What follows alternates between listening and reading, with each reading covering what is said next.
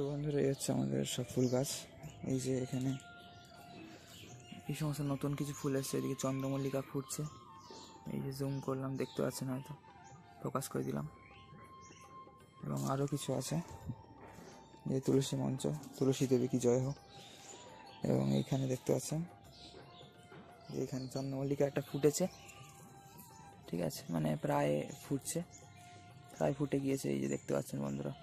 তো কেমন লাগছে আপনাদের এই সমস্ত ফুলের বাগান দর্শন, কমেন্ট করবেন, যাতে আমি আরও দেখানোর আগ্রহ পাই, ঠিক আছে। এবং সাবস্ক্রাইব করে জুড়ে থাকবেন আমাদের চ্যানেলের সাথে অবশ্যই করে বন্ধুরা, ঠিক আছে।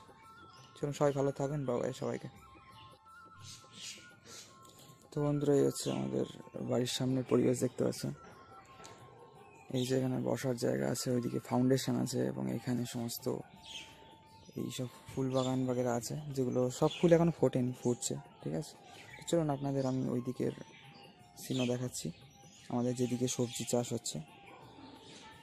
চলুন। তো বন্ধুরা, এই হচ্ছে আমাদের ফুলের বাগান।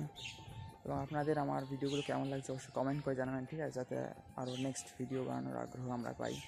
তো চলুন, এ হচ্ছে ফিলহাল সিন কিছু।